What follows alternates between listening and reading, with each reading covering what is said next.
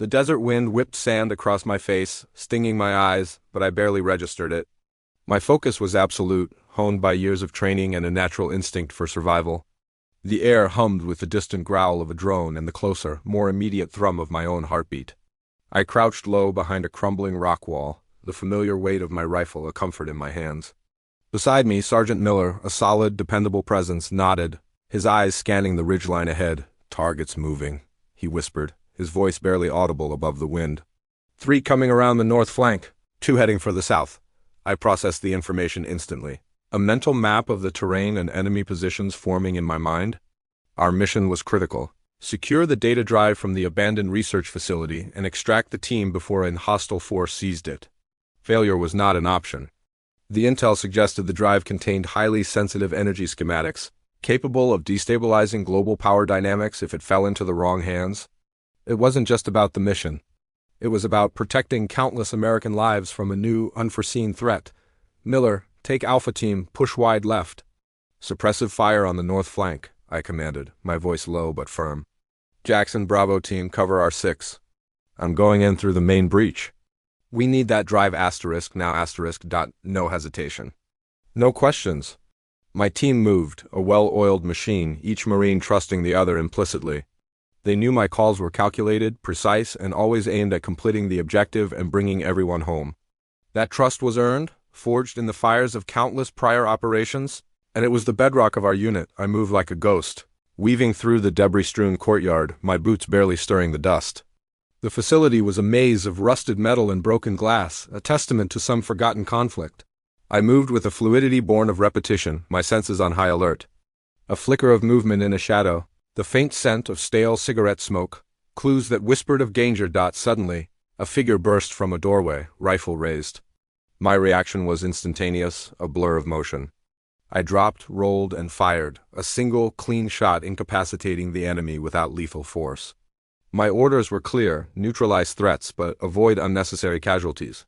We weren't here for a bloodbath, but for a surgical extraction. I reached the central data server room, the air thick with the smell of ozone. 2 more hostiles were frantically attempting to access the terminals. My rifle came up, the familiar weight settling into my shoulder. "Could drop it," I yelled, my voice echoing in the cavernous room. They spun, surprised, but I was already moving, my training kicking in. A quick disarm, a precisely applied hold, and they were on the ground. Wrists bound with zip ties I'd pulled from my kit, the data drive was right where intelligence said it would be, nestled in a reinforced slot. I pulled it free, a small, unassuming device that held the fate of millions. I tucked it deep into a waterproof pouch, securing it to my vest. "Drive secured," I radioed, my voice crisp. "Rendezvous at extraction point in T-5. The sounds of distant gunfire intensified as Miller's team engaged the enemy outside. I sprinted back through the facility, adrenaline pumping, but my movements were controlled, efficient. My priority was getting the drive and my team out safely. We had done it. Again, the mission was a success, countless lives protected by the unseen actions of a few. That was always my reward, the silent knowledge of a job well done. The return to base was a whirlwind of relief and muted celebration. The usual formalities were there: debriefings, equipment checks, medical evaluations, but beneath it all, a quiet hum of pride resonated through the ranks. We had pulled off a seemingly impossible mission, and the recognition, and, though understated as was typical for our unit, was tangible. General Davies himself, a man whose stern demeanor usually masked a deep well of respect for his Marines, shook my hand, his grip firm. "Riley," he said, his eyes crinkling at the corners. "Another one for the books, Sergeant? You and your team performed flawlessly." "Thank you, sir," I replied, my voice steady. "We just followed our training," he chuckled softly. "Some follow it better than others, Ghost. Don't be so modest. Your tactical genius saved countless lives tonight. Not just that data drive." I felt a warmth spread through me, a rare internal acknowledgement of accomplishment. It wasn't about accolades for me. My motivation had always been simple: service. To my country, to my unit, to the men and women who stood beside me. The Marine Corps wasn't just a job. It was a calling, a family. I believed in the mission, in protecting the innocent, in upholding the values I swore an oath to defend. That commitment was the core of who I was, a steady beacon guiding my every action. I wasn't looking for promotions or glory. I just wanted to do my part, to make a difference. My ambition was to be the best Marine I could be, for those who relied on me, But amidst the quiet praise, I noticed a familiar, unsettling presence. Major Kenneth Thorne. He stood a little too close to General Davies, his posture rigid, a thin, almost imperceptible smile playing on his lips. His eyes, though, were what truly unsettled me. They were cold, analytical, and whenever they met mine, I detected a flicker of something raw, resentment, envy, a thinly veiled disdain. Thorne was my superior officer, technically, but our paths rarely crossed on direct operations. He was more of an administrative and intelligence officer, a man of polished uniforms and calculated moves, far removed from the dust and sweat of the field. "Congratulations, Sergeant Riley," Thorne said, stepping forward, his voice smooth, almost oily. A truly impressive feat, though I must admit, I always thought a more conventional approach might have yielded similar results with less risk. General Davies shot Thorne a sharp look, a silent rebuke. I just offered a curt nod. Thorne always had to offer a critique, a subtle undermining. It was his way. He saw my unconventional tactics, my reliance on instinct and agile decision-making as recklessness, even though they consistently delivered results where more rigid plans often failed. Sometimes, "Major," I replied evenly, "the conventional approach gets people killed. My priority is getting the job done and bringing my Marines home." Thorne's smile tightened, his eyes narrowing almost imperceptibly. "Of course, Sergeant. Patriotism and duty. We all share those noble sentiments, don't we?" He lingered on the word noble as if it tasted bitter. His words struck me as hollow, a performance.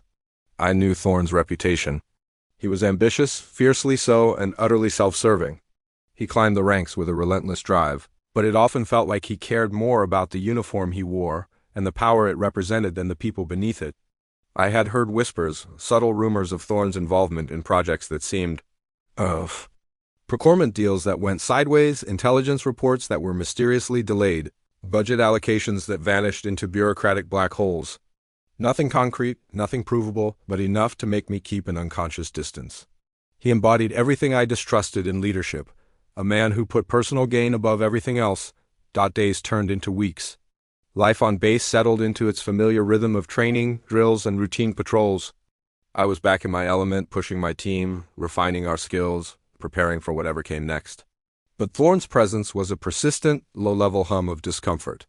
I'd see him in the officers' mess, always at a table with people whose influence mattered, their hushed conversations punctuated by his booming, confident laugh.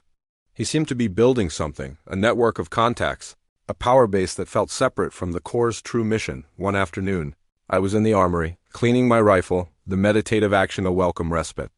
Sergeant Miller walked in, his brow furrowed. "Ghost," he started, using my call sign. "You hear anything about Major Thorne's new initiatives?" I shook my head. "It's just whispers." "What's up?" "He's been pushing hard for a new, highly specialized communications network to be installed across several of our forward operating bases," Miller explained, wiping down his own sidearm. "Says it's for enhanced security, faster intel transfer. But the contractor he's pushing for, Horizon Tech Solutions, is unknown. No prior military contracts, no public profile really. And the projected cost is astronomical." A chill ran down my spine. Horizon Tech Solutions? The name sounded vaguely familiar, like something I'd heard in passing, associated with a classified intel brief about black market tech. "That sounds like a front, Miller." "Who's backing them?" Miller shrugged. "That's the thing. No one knows. Thorne's got a tight lid on it. He's been meeting with some shady characters off base too, civilians mostly. In suits, dark cars. I saw him near the old industrial park last week, late at night. My instincts screamed danger. This wasn't just ambition. This was something more sinister. Thorne wasn't just trying to climb the ladder. He was laying the groundwork for something illicit, something that could compromise national security. He was a predator in a uniform, preying on the very system he was sworn to protect. The thought sickened me. My loyalty was absolute, my dedication unwavering. Thorne's greed was a poison, a betrayal of everything I held sacred. He was quietly building an empire of corruption, and I, with my inconvenient integrity and habit of exposing truth, was an obstacle to his grand design. I had to be careful. I had to watch him. I began to pay closer attention, subtly, discreetly. I noticed the odd late-night comes traffic from Thorne's office, the way he would dismiss junior officers abruptly if they approached his desk unannounced. I saw him take calls on a burner phone, his voice low, his demeanor shifting from the usual military crispness to something more guarded, almost conspiratorial. Thorne was playing a dangerous game, one that leveraged his position and access for personal gain. He was selling secrets, perhaps, or manipulating resources for profit. Whatever it was, it reeked of treason. I felt a growing knot of unease. He was a ticking time bomb, and I had an awful feeling that sooner or later he would explode, taking everything with him. The setup was complete, the stage silently prepared for the inevitable confrontation. The morning started like any other. I was on the firing range, running drills with my team, the sharp crack of rifle fire echoing across the desert. The sun was already high, beating down on us, but the focus was absolute. We were a finely tuned machine, muscle memory and instinct guiding every movement. This was my world, my sanctuary, where clarity reigned. Then, the call came over the comms, sharp and urgent, cutting through the rhythmic pops of gunfire. "Sergeant Riley, report to General Davies' office immediately. Urgent," my gut clenched. An urgent summons from the general was never good news. I dismissed my team with a brief explanation and jogged towards the main administrative building, a sense of foreboding settling over me. The usual cheerful chatter of the base seemed muted, the faces of passing soldiers grim. Something was wrong. Terribly wrong. I arrived at General Davies' office, my breath catching in my throat as I saw not just the general, but also Major Thorne, standing rigid, his face unreadable. And two unfamiliar men in dark suits, their expressions cold, official. "Military police. At ease, Sergeant," General Davies said, but his voice was strained, his eyes avoiding mine. "Have a seat." I sat, my spine ramrod straight, my senses on high alert. The air was thick with tension, a palpable dread. The two men in suits produced badges. "Sergeant Riley, I'm Agent Thompson. This is Agent Miller, Sid," one of them stated, his voice devoid of emotion. "You are being accused of treason, specifically the leak of classified intelligence regarding the Project Chimera energy schematics." My blood ran cold. Project Chimera. The data drive I had risked my life to secure just weeks ago. Treason? My mind reeled. It was impossible, ludicrous. My loyalty was absolute. "That's absurd," I managed, my voice rough, disbelieving. "I recovered those schematics myself. I've dedicated my life to this country." Agent Thompson laid a folder on the table, opening it to reveal a series of documents and what looked like encrypted chat logs. "We have evidence, Sergeant. Encrypted communications between you and a known foreign intelligence operative, detailing the vulnerabilities in Project Chimera's security protocols, along with precise instructions for accessing the data drive, and a transfer of funds into an offshore account registered in your mother's maiden name." My eyes scanned the documents, my heart hammering against my ribs. The encrypted communications had my call sign, Ghost, plastered all over them. The phrasing, the technical jargon, it was all disturbingly accurate, yet completely fabricated. The offshore account? I didn't even have a personal bank account, let alone an offshore one. My mother's maiden name, a detail only accessible through my highly confidential military file. "This is a setup," I choked out, my voice laced with disbelief. "Someone fabricated this. It's a lie." General Davies finally met my gaze, his eyes filled with a pained sympathy that did nothing to soothe the growing panic. "Alex, we found the data on your personal computer, logged into your secure military network credentials. And a hard drive in your locker, containing the same communications and financial records. My personal computer? My locker? They had been secured, untouched. Someone had planted this evidence expertly. And the level of detail? Whoever did this knew my life, my systems, my history. My gaze snapped to Thorne. He stood perfectly still, his hands clasped behind his back, a faint, almost imperceptible smirk playing on his lips. His eyes, though, were gleaming with a cruel satisfaction, a predatory triumph. In that moment, the carefully constructed facade crumbled. I saw the architect of my ruin standing before me. He wasn't just observing. He was reveling double quotes Major Thorne, I said, my voice dangerously low. "You're behind this, aren't you?" Thorne feigned surprise, raising an eyebrow. "Sergeant Riley, that's an outrageous accusation. I am merely assisting the investigation." His tone was smooth, unruffled, a stark contrast to the earthquake shaking my world, but I saw the truth in his eyes. This was his plan. His motive? He knew about my unofficial investigations into his shady dealings, his Horizon Tech Solutions front. I was a loose end, a threat to his burgeoning criminal enterprise. The intelligence leak about Project Chimera was the perfect cover. It would throw suspicion off his own deep connections with foreign entities, make him look like a hero for uncovering the traitor, and eliminate me in one swift, brutal stroke. His lucrative dealings with a foreign power, probably the same one that wanted Project Chimera, had reached a point where he needed to silence anyone who might expose him. And I, the honest, uncompromising Marine, was the biggest threat? The Project Chimera schematics were crucial to my dealings, Thorne said, his voice dropping slightly, just enough for me to catch it. A subtle whisper of malice meant only for my ears, under the guise of speaking to the agents. The foreign power I was working with. They needed those designs. And you, Riley, you were always in the way. Always too righteous. Too good. You just couldn't see the bigger picture, could you? He wasn't speaking to the agents. He was talking to me, confirming my worst fears, rubbing his betrayal in my face. My blood ran cold, then boiled with a furious heat. The sheer audacity, the cold calculation. He had used my own mission, my own success, against me. He had taken everything I believed in: loyalty, honor, service, and twisted it into a weapon to destroy me. The agents, oblivious to Thorne's subtle taunt, were already moving. Sergeant Riley, you are under arrest. You have the right to remain silent. The words washed over me, a meaningless drone. My vision blurred, not with tears, but with a profound, soul-deep shock, betrayal. It was a physical blow, worse than any enemy fire.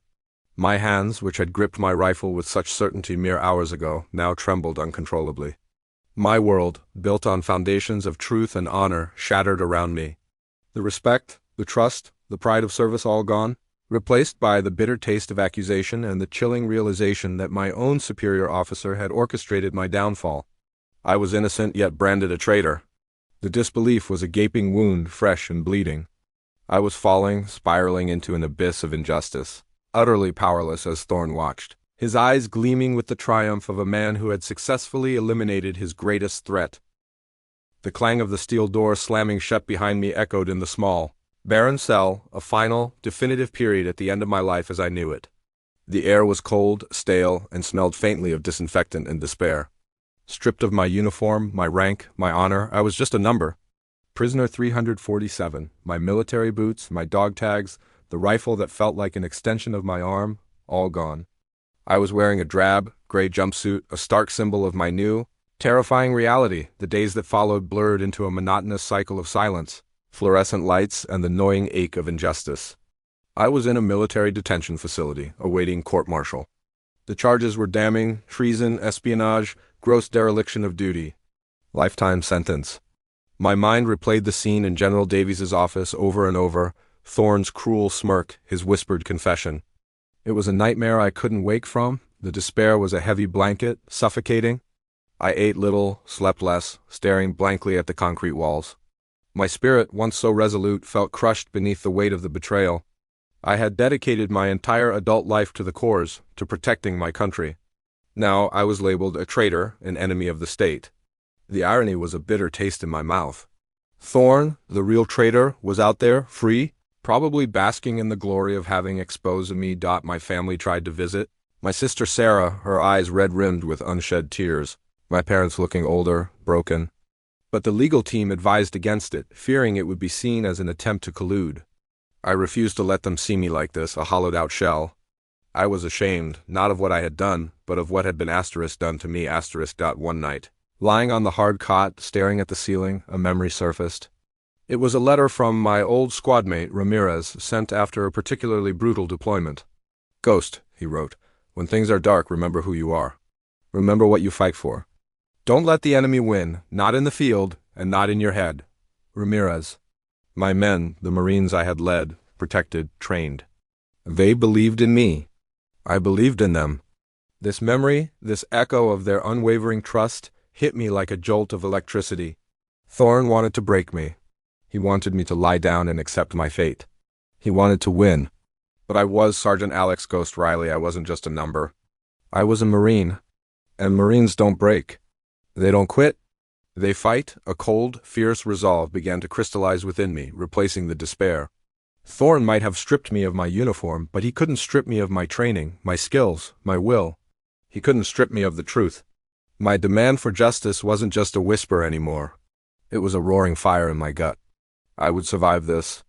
I had to survive this. And I would clear my name, no matter the cost. Thorne would pay. From that moment on, everything changed. My mind, once clouded by grief, sharpened, focusing on the immediate goal: escape. I started observing, meticulously, the guard rotations, the security cameras' blind spots, The rhythmic clang of the pipes in the old building, the precise moment the lights dimmed. My marine training, designed for hostile environments, now applied to my prison. Every detail became a potential vulnerability. Every routine a pattern to exploit. I started exercising, discreetly at first, then with a quiet intensity, pushing my body to its limits in the confines of my cell. Push-ups, sit-ups, anything to maintain the physical edge I would need. I studied the building's blueprints that I'd memorized years ago for general base security training, the vents, the service tunnels, the emergency exits. My ghost reputation wasn't just a nickname. It was a philosophy. To be unseen, unheard, leave no trace. The court-martial date was set for 2 months out. It was a countdown. I had to act out. My plan began to form, a desperate, high-stakes gamble. It centered on the old utility tunnels beneath the facility, accessible through a rarely checked maintenance shaft in the laundry room. My chance would come during the weekly laundry detail. I needed a distraction, something to draw attention away from my precise movements. I started small, causing minor disturbances. A clogged toilet that needed a plumber. A loose floor tile in the mess hall. These tiny acts of sabotage, initially dismissed as random wear and tear, slowly started to build a pattern of escalating maintenance issues. The guards grew frustrated, stretched thin, then came the night. It was late, past lights out. The base was quiet, save for the distant hum of generators. I was on laundry detail, my heart a drumbeat against my ribs.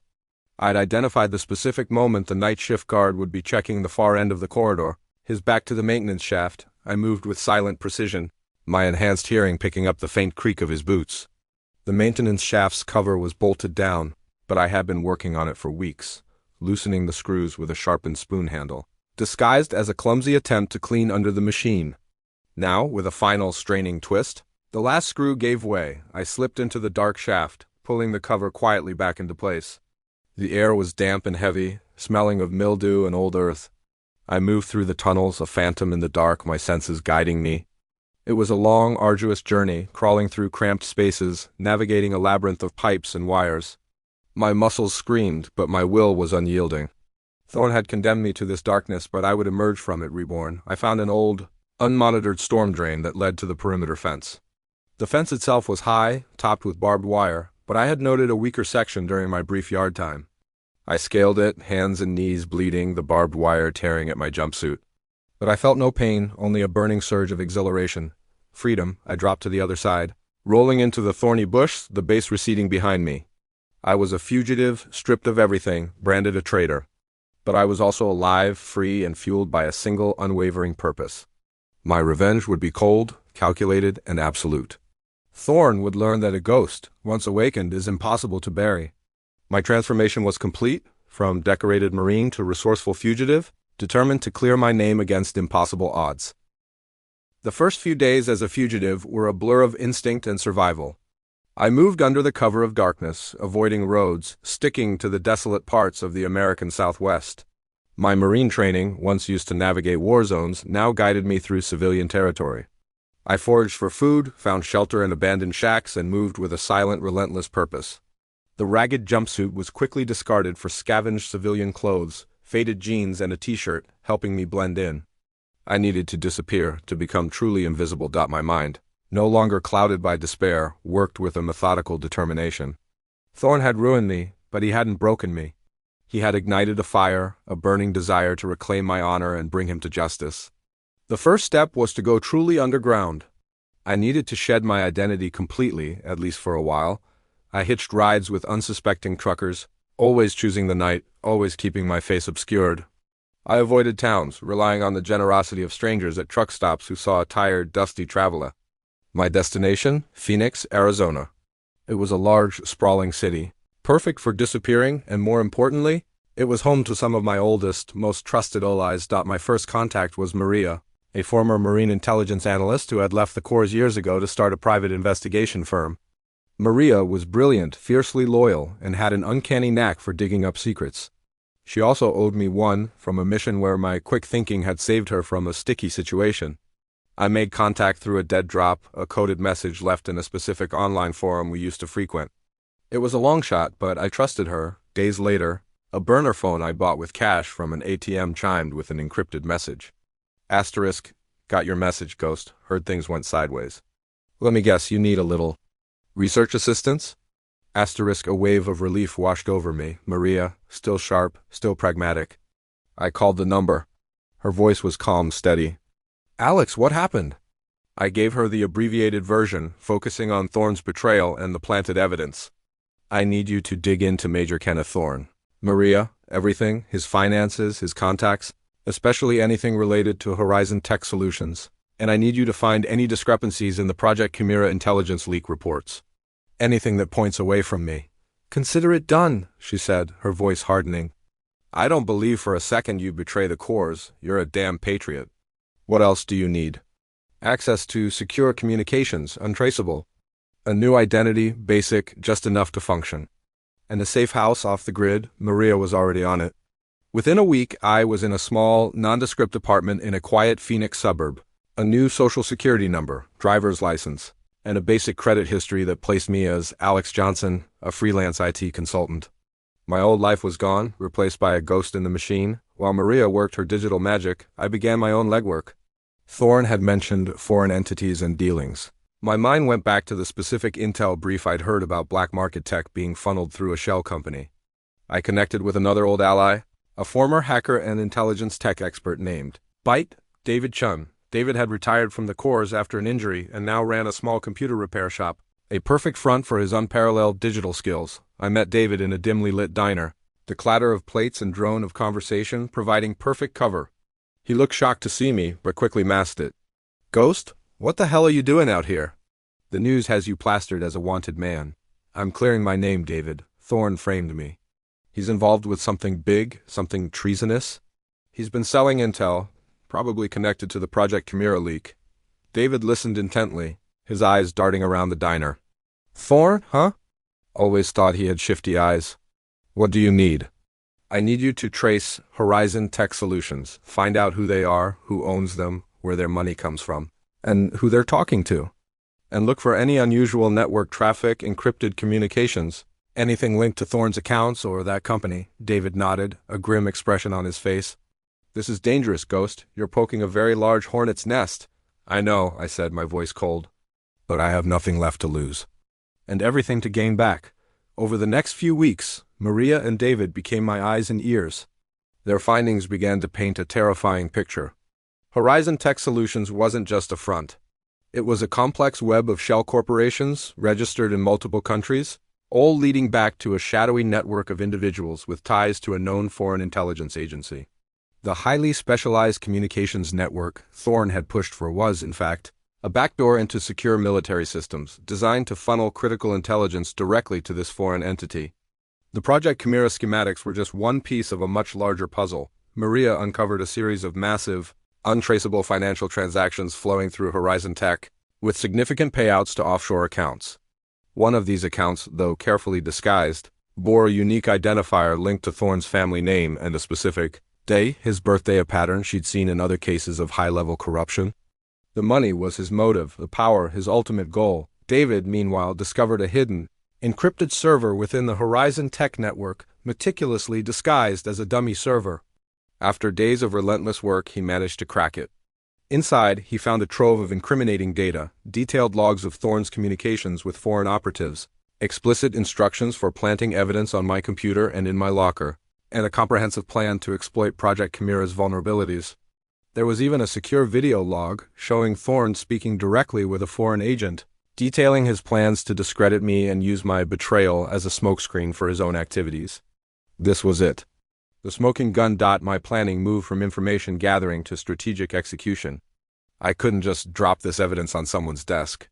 Thorne was too well connected, too powerful. He would bury it, or worse, make me disappear permanently. I needed to create a situation where the evidence would be undeniable, publicly exposed, and impossible for him to suppress. My Marine training kicked in.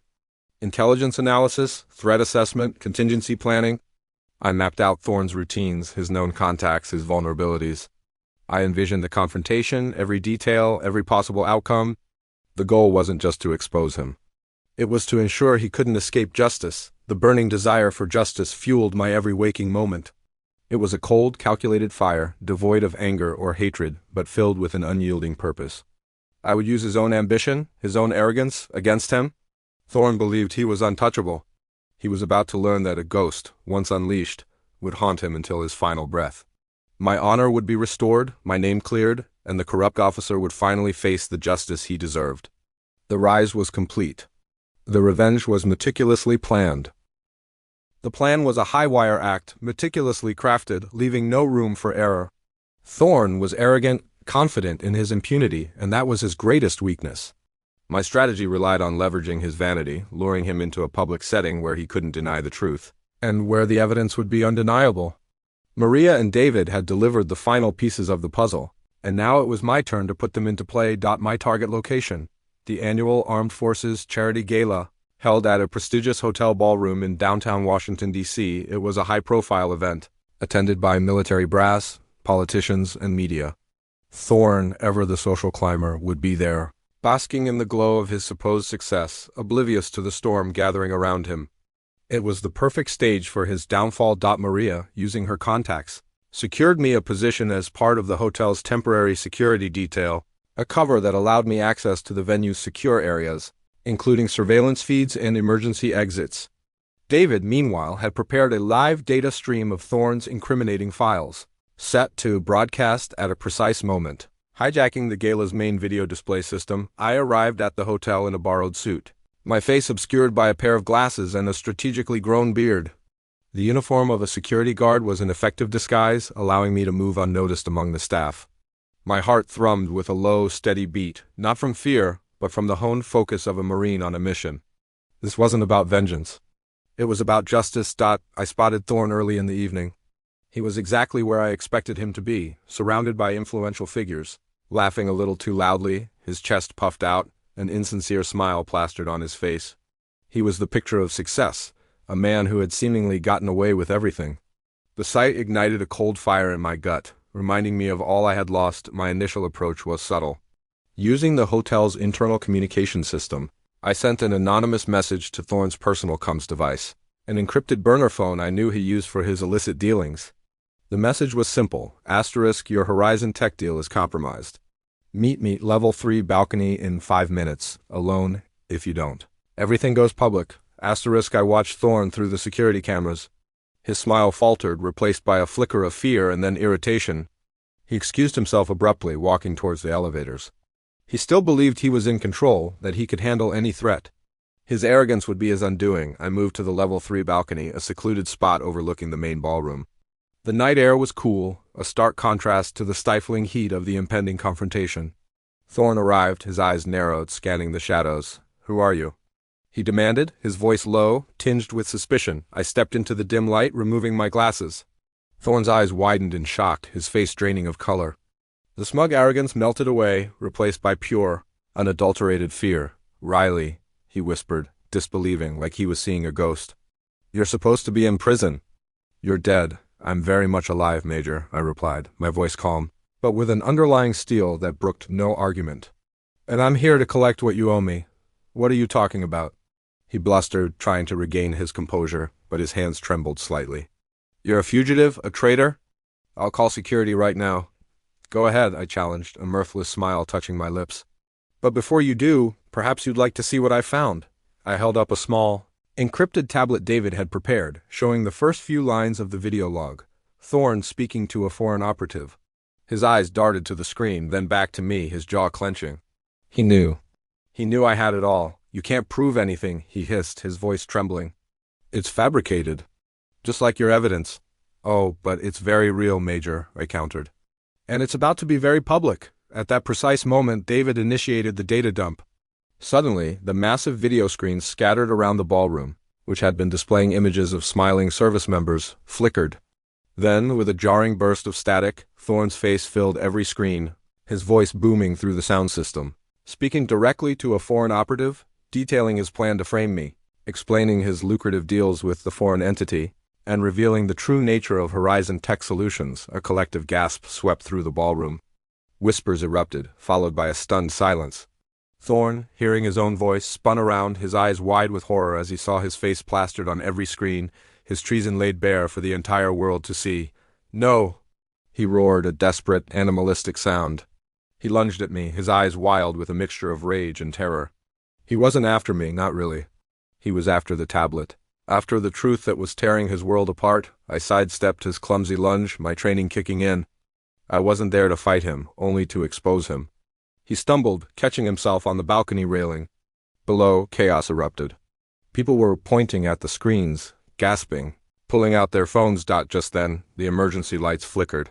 A signal I had prearranged with Maria, local police and military investigators, alerted by Maria hours ago with an anonymous tip about a potential threat at the gala, stormed into the ballroom, their presence adding to the escalating chaos. They were drawn to the video screens, their expressions hardening as they understood the gravity of what was unfolding. "Major Thorne, you are under arrest." One of the SID agents, Agent Thompson, the same man who had arrested me, bellowed from below, his voice amplified by the hotel's PA system, which had been switched over. Thorne glanced down, his face contorted in a mask of desperation. He saw the agents, the uniformed police, their hands already on their sidearms. There was no escape. Not through the ballroom, not through the hotel. His eyes darted around, searching frantically for an exit. Any exit? His gaze landed on the fire escape door at the far end of the balcony. He made a desperate dash for it, pushing past confused onlookers. But I had anticipated his move. As he reached the door, it swung open, not to freedom, but to Sergeant Miller, my most trusted Marine, standing there, grim-faced, his presence a silent declaration of loyalty and justice. "Going somewhere, Major?" Miller asked, his voice low, blocking Thorne's path. Thorne tried to shove Miller aside, but Miller, a man of solid muscle and unwavering resolve, held firm. He wrestled Thorne to the ground, securing his arms behind his back, just as the SID agents, having ascended the stairs, reached the balcony. Agent Thompson moved swiftly, cuffing Thorne. The tablet, still in my hand, was immediately secured by the SID agents.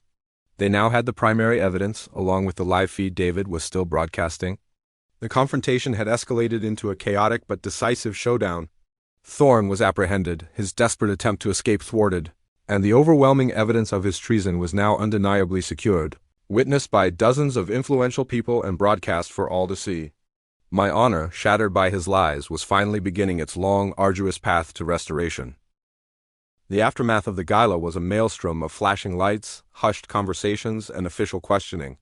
Thorne, his face ashen, was led away in handcuffs, his once impeccable uniform disheveled, his empire of lies irrevocably shattered. The video evidence, coupled with Maria's meticulous financial trails and David's deep dive into the Horizon Tech network, painted an irrefutable picture of his treason.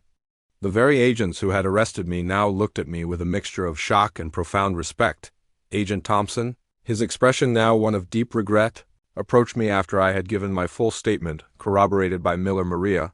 "And David, Sergeant Riley," he began, his voice heavy. "On behalf of SID, I want to formally apologize. We were misled. The evidence against you was expertly crafted. You were framed, sir, and we failed to see it." I nodded slowly, the exhaustion of the past months finally catching up to me. "I understand, Agent, you were doing your job."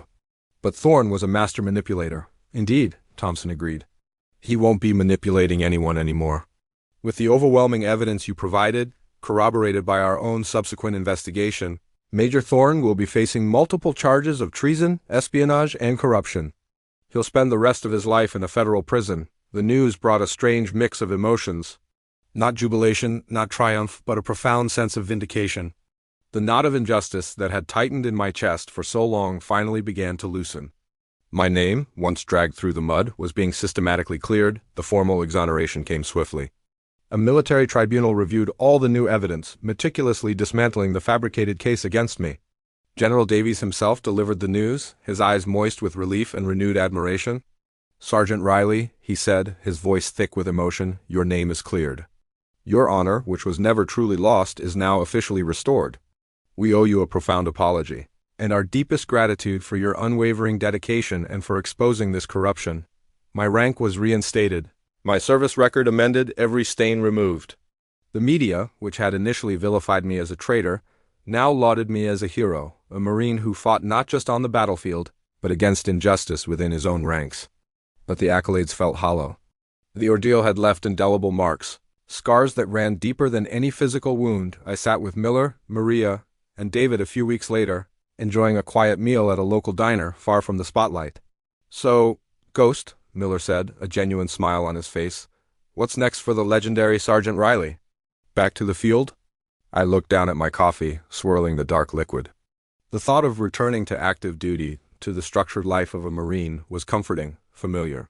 It was who I had always been. But I was no longer the same man who had charged into that desert facility all those months ago. The betrayal had changed me, sharpened my perception, taught me a harsh lesson about the fragility of trust and the insidious nature of corruption. I don't know. Miller, I admitted, my voice thoughtful. The Corps? It's my lifeblood. But I saw firsthand how easily the system can be corrupted, how quickly an innocent person can be condemned, and how difficult it is to fight back from the inside. Maria, ever the pragmatist, offered, "You have a unique skill set, Alex. You exposed a massive conspiracy. You could do a lot of good, perhaps in a different capacity. Civilian intelligence, maybe, or even a nonprofit dedicated to government accountability," David chimed in. "Or you could just disappear again, Ghost. You're pretty good at it," he winked. A playful jab. I smiled, a genuine smile. The first one that truly reached my eyes in a long time. They were right. I had options. The path ahead was uncertain, but for the first time in what felt like an eternity, it was my path to choose. The burning need for revenge had cooled, replaced by a profound sense of closure. Thorne was behind bars, the truth was out, and justice, though hard-won, had prevailed. The experience had taught me that vigilance wasn't just about external threats. It was also about internal ones. That true loyalty demanded holding even one's own institutions accountable. I would carry the lessons, the scars, and the knowledge that I had fought for truth, even when it meant fighting alone. My transformation was complete. I was no longer just a soldier. I was a guardian of justice, forever changed, but ultimately whole. The truth, with the crucial aid of the justice system, had indeed prevailed.